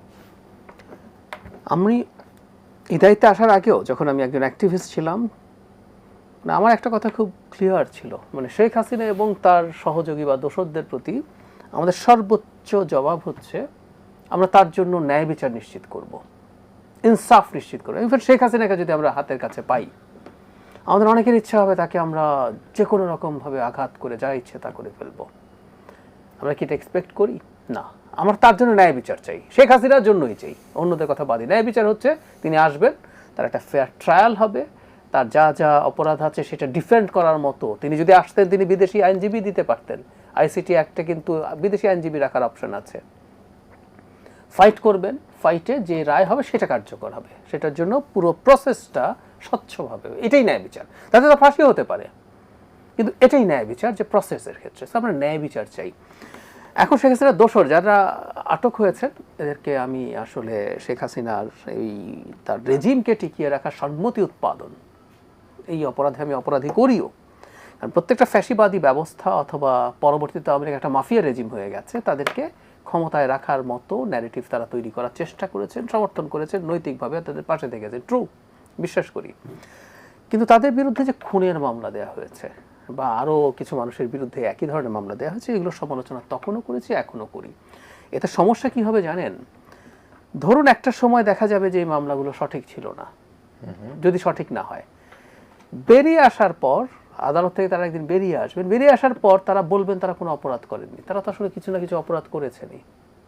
সুতরাং আমি আমার জায়গা থেকে ব্যক্তিগতভাবে মনে করি, আগেও মনে করেছি, এখনো মনে করি, ভবিষ্যতেও করব, যার যেটা অপরাধ সেটা যে যে আইনের মধ্যে এসে থাকে পরে সেই আইন অনুযায়ী তার শাস্তি হওয়া উচিত বা বিচার হওয়া উচিত। আর যদি কোনো আইনে না পড়ে বিচার হবে না। কিছু কিছু অপরাধকে যদি আমরা ডিফাইন না করে থাকি সেইটার অপরাধ হবে না, বা তাদের কাউকে আমরা আইসিটিতে ট্রায়ালে নিতে পারি কিনা সেটা দেখতে পারি, কিন্তু এই যে খুনের যে মামলায় তাদেরকে গ্রেফতার করা হয়েছে সেটা ঠিক না। এখন আপনি তথ্য মন্ত্রণালয়ের পক্ষ থেকে যেটা বলছেন সাংবাদিকদের অধিকার বা এটা দেখার দায়িত্ব আছে, কিন্তু ব্যাপারটা যেহেতু বিচারালয়ের ব্যাপার, আমাদের বিচারালয় কিন্তু এখন পূর্ণাঙ্গভাবে, নিম্ন আদালত সহ পূর্ণাঙ্গভাবে স্বাধীন আছে। তারপরও যেহেতু এগুলোর অনেক ক্ষেত্রে যারা বাদী আছেন, রাষ্ট্র অনেক ক্ষেত্রে বাদী আছে, সেই ক্ষেত্রে তারা যদি এই ব্যাপারে সিদ্ধান্ত নেন সেটা হয়তো সহজ হতে পারে তাদের এই জামিন বা মুক্তি না হলে অন্তত জামিনের ব্যাপারটা। সো তথ্য মন্ত্রণালয় এই ধরনের পদক্ষেপ নেবে বলে আমি আশা করি, অন্তত আমি আমার জায়গা থেকে সেই ধরনের রোল প্লে করার চেষ্টা করব।